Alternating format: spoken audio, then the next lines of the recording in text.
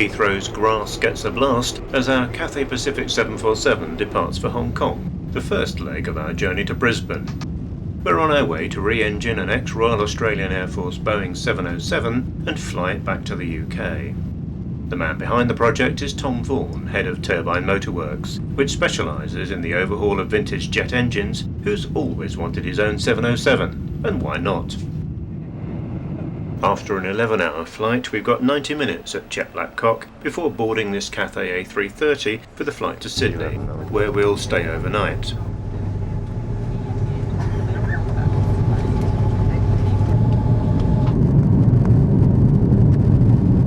Flying towards our second sunset in less than 24 hours, it's dark by the time we get to Sydney.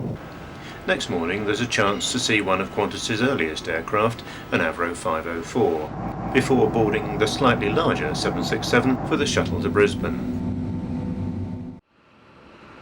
A much greyer day and a much greyer plane as we finally get to see what we've come to collect.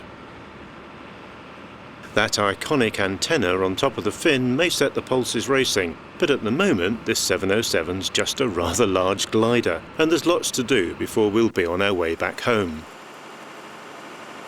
One of the first tasks is to connect up some external power and see how the electrical systems have survived their months of inactivity.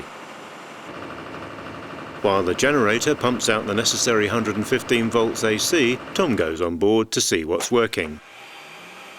The result's pretty impressive and a huge relief.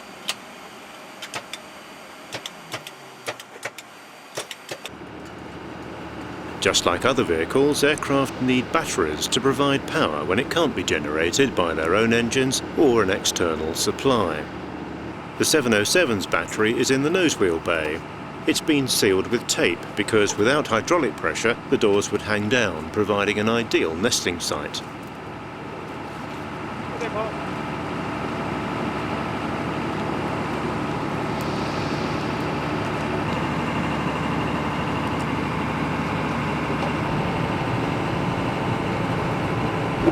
Once the battery's connected, there's not much more to be done on the first day here, but tomorrow 2 of the engines should be delivered. Both the engines and the rain have arrived as forecast. Any damage while in transit could be disastrous. Chris, one of Tom's engineers, has even travelled with the truck for the 12 hours it took from Sydney, just to make sure the engines are okay. Careful handling by the forklift is vital if this stage is to be completed without mishap.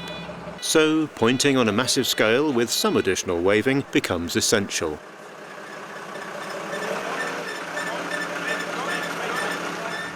Sheltering under the wing are some retired Qantas 707 experts who've come to lend a hand. You'll hear more about them later. Right now, let's get this plane out of the rain.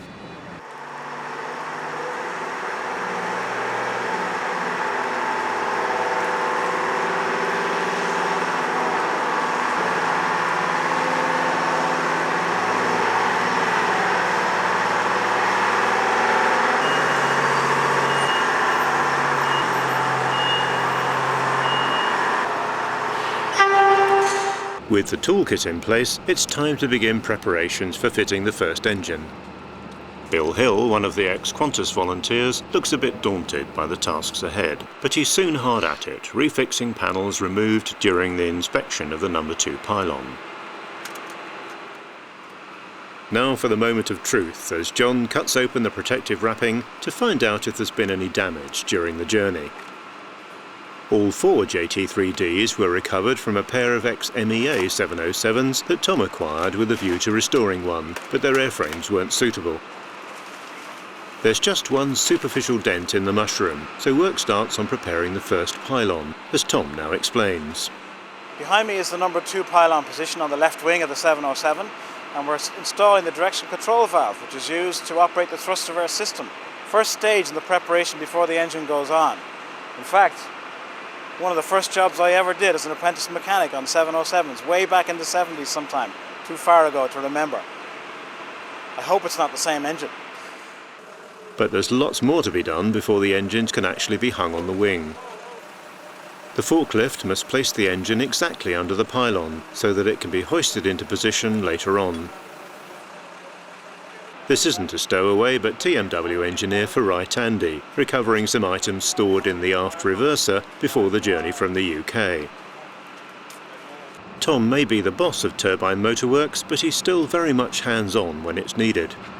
I don't believe it's the same, it picks up on the same pins for the US gauge as it does for the Edison. They're deciding how to match the older style US gauge oil pressure system to the later Edison type installed on RAF 707s. With a vivid imagination, you can see why this thing is known as a bootstrap kit.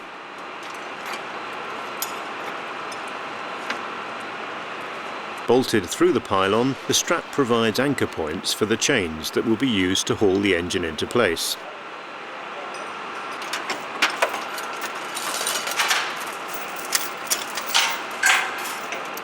The chain jams in the wrench at first, but upward progress is soon being made. Okay, yellow.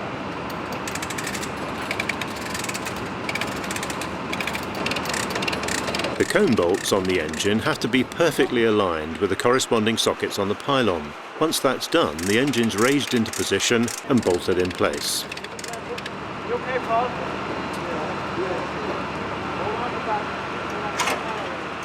After some initial adjustments have been made, a very large socket wrench is used to tighten the relevant bolts, although a still larger one waits in the wings. This, of course, is only the beginning, and now the chains and bootstraps are removed, ready to repeat the process all over again. By the end of the day, as the rain-soaked tail takes on a coppery sheen from the flickering orange arc lights, the No. 3 engine has also been installed, an astonishing achievement in such a short amount of time. Next morning, the sun's back where it should be, and so's Tom, sitting in the cockpit, remembering why he ever got into all this. This is the airplane that I cut my teeth on. It's a wonderful airplane, very elegant in appearance, and it holds tremendous history up and down the world and across the globe. Everything from carrying presidents to record-breaking flights carrying hundreds of people out of war-torn areas. And all of a sudden the aircraft was gone from service, retired, never to be seen again. So we had all of those wonderful folks who had been participating in the aircraft and its history and made it a special aircraft, and a very iconic one at that. And the chance and the thinking about it being no longer around and not available anymore was just something I didn't want to contemplate. So I set about trying to find one. Well, we've been overhauling the Pratt & Whitney JT3D engines for the Royal Australian Air Force for a couple of years, and they had an aircraft, this one as it turns out, and it was in absolutely superb condition. It's been spoiled rotten for maintenance down through the years, and it was going to soon be available because they had a phase-out plan to take it out of service in 2006 or thereabouts. There was a possibility at that stage we might be able to purchase it, but there was a lot of talk about converting it into beer cans. Not a good move. So we decided to see if we could persuade them to give it to us. Hooray! The other engines have arrived at last, and the now familiar round of careful forklifting can begin. 707 wings are designed to flex under load. Just look at how much the wingtip moves as the weight of the No. 4 engine transfers to the wing.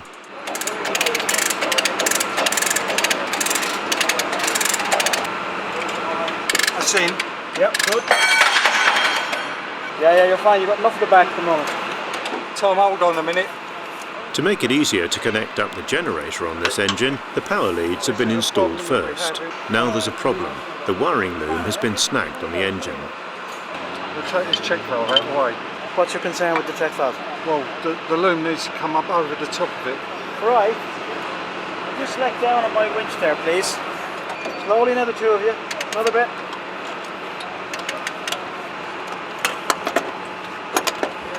What we can do is we can route that in after as by loosening the clamp, okay? Yeah.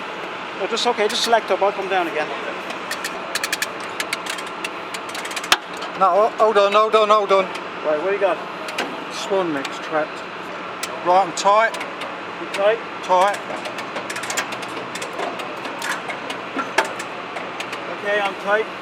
Your cone's seated, yeah? Yeah, see him, I'm tight. Okay. Paul explains that they've now overcome the problem. We just need to put the cone bolt nuts and washers on, run them down, and then torque load them, and then we can take the frame away. So then that's the next installation.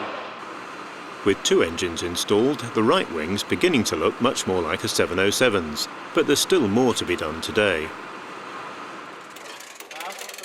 It's late autumn in Australia in July, so this isn't midnight, it's only 6:30, which means the team will only do a 10-hour day instead of the 12 hours they worked yesterday.